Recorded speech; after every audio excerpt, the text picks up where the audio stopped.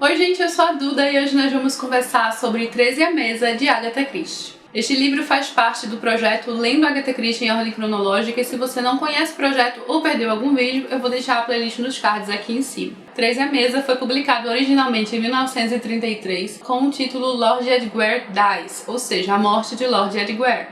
Naquele mesmo ano foi publicado nos Estados Unidos com o título 13 at Dinner, que se assemelha mais ao nosso título no Brasil, 13 à Mesa. Existe até uma brincadeira com o título original dentro do livro que fica um pouco perdida, já que a nossa tradução é diferente.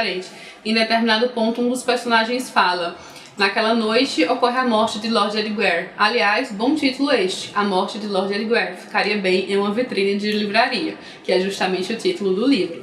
Aqui a gente tem um pouco do universo artístico teatral, já que duas das personagens principais neste caso são atrizes, tanto de teatro quanto de cinema. E logo no início do livro, uma dessas atrizes muito famosa, por sinal, a Jane Wilkinson, conhece o Hercule Poirot e o Hastings.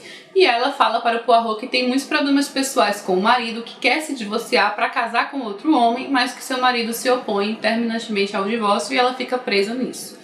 Ela fala abertamente que gostaria que o marido morresse, que queria matar o marido, então toda aquela questão já, toda aquela coisa no ar, e pede ao Poirot, na verdade, para que ele converse com o Lord Edgware para tentar conseguir o divórcio. Poirot fala que vai conversar com ele e logo no dia seguinte, quando ele conversa, descobre que este marido, na verdade, não se opõe a um divórcio. Aparentemente ocorreu o extravio de uma carta em que o marido já tinha voltado atrás do assunto e a Jane não tinha conhecimento disso. Então, nessa mesma noite, porém, este marido é assassinado. O Lord Edgware, que está aqui na capa do livro, apunhalado de forma terrível.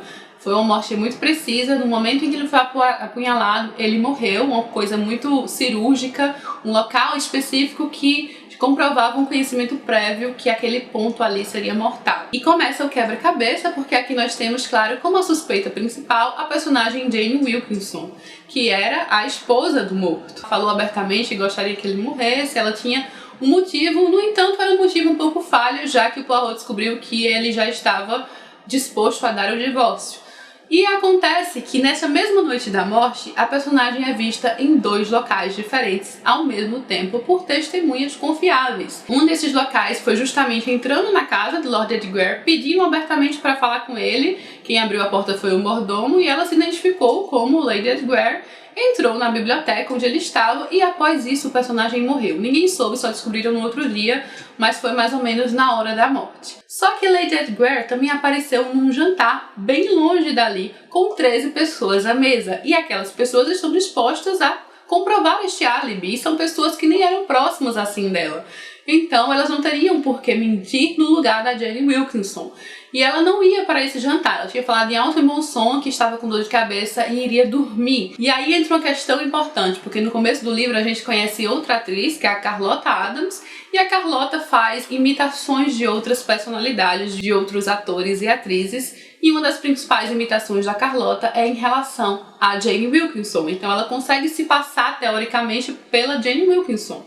E a gente sabe isso logo de cara, então quando a gente vê que elas estavam em dois lugares ao mesmo tempo, bate logo aquela certeza que a Carlotta está envolvida naquilo de alguma forma, especialmente quando a Carlotta, na mesma noite, aparece morta. Então tem todo esse mistério aí em volta, por que o Lord Edgware teria morrido, qual seria a razão por trás disso, como a Carlotta estava envolvida naquilo. Ela aparentemente parecia não ter ligação concreta com o caso, mas daí a gente vai descobrindo algumas aqui e ali e o mistério é formado. Então aqui nós temos o típico quebra-cabeça de Agatha Christie, com vários personagens acusando os outros, mas especialmente todos os personagens acusando a Jane, que não é uma pessoa muito agradável, ela é muito egocêntrica, enfim. Só que por sorte ela acabou comparecendo àquele jantar. Se você leu em ordem cronológica, a gente já tem aqui alguns exemplos que eu não posso mencionar de casos assim similares em determinados sentidos, da forma como a Agatha conseguiu, ou tenta pelo menos, enganar os leitores em determinados pontos. Então, eu não acho que isso aqui seja assim o caso, nossa, mais surpreendente, mas é possível que talvez você se surpreenda sim. E ele é bem bolado de qualquer forma, mesmo que você já desconfie, já tenha tudo concreto em sua mente, é muito interessante ver o desenrolar. Aqui a gente tem essa interação entre o Hastings e o Poirot, e tem uma parte bem engraçada que o Poirot fala muito especificamente como o Hastings costuma ajudá-lo claramente. Ele diz que quando o criminoso se dispõe a cometer um crime, a primeira coisa com que ele se preocupa é em ludibriar. Quem ele procura ludibriar? A imagem que tem na ideia é a do homem normal. No fundo, é provável que tal coisa não exista, que seja uma abstração matemática. Você, porém, no caso Hustings, se aproxima mais do que ninguém dessa definição, entre aspas, de homem normal. Então, Poirot aqui fala claramente que ele gosta de ver como Hustings pensa, a forma como Hustings às vezes está convicto de algo, porque ele vê que, na verdade, o assassino quer ludibriar as pessoas para que pensem daquela forma, já que o Hustings tem, digamos, uma imaginação bem simplista, assim, uma cabeça muito simplista. Pobrezinho do Hustings, né, gente? Eu gosto muito da interação entre os dois e, sinceramente, a gente às vezes se sente muito como Hustings nas histórias do Hercule Poirot. Como a intenção do projeto é discutir sobre a obra com spoilers, eu vou começar agora a parte de spoilers, mas vou tentar colocar aqui um momento abaixo em que você pode pular e ficar livre de spoilers. Esse é um daqueles livros que eu acho que quem já leu bastante Agatha Christie consegue desvendar o mistério. Eu não lembrava absolutamente nada deste livro, eu já tinha lido há 14 anos, eu tinha feito essa leitura, ou seja, faz muito tempo, mas eu lembrava de uma coisa muito específica que talvez tenha me colocado na pista, não tenho certeza, o que é que eu lembrava exatamente desta história. Única e exclusivamente da palavra Paris. Eu sabia que existia algum problema ali, que existiu alguma confusão com a palavra Paris, Paris, e que essa questão específica havia desvendado o caso. Então, logo de início, quando eu vi toda essa confusão em relação a Carlotta e a Jane Wilkinson, que uma era sósia da outra, tudo ficou tão claro, sabe? Era tão possível, ainda mais com os indícios que ela joga aqui, que a Carlotta chegou exausta, que ela tinha passado por uma provação e que estava feliz e animada, ou seja, basicamente enganar várias pessoas num jantar, fingindo ser alguém que ela não era.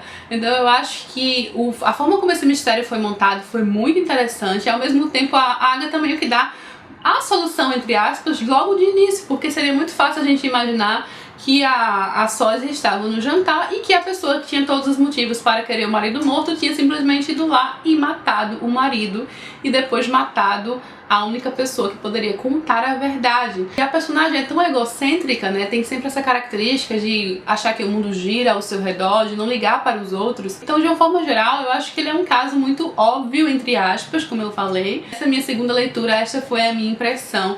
Mas provavelmente eu devo ter me surpreendido ali com os meus 15 anos quando eu li pela primeira vez. Aqui a gente vê também que o Poirot por muito tempo pode se enganar, como em outros casos também já aconteceu. Eu nunca posso mencionar assim outros casos, porque eu sei que algumas pessoas acompanham o projeto pontualmente, não acompanham todos, né? Então eu não gosto de mencionar spoilers de livros que já passaram.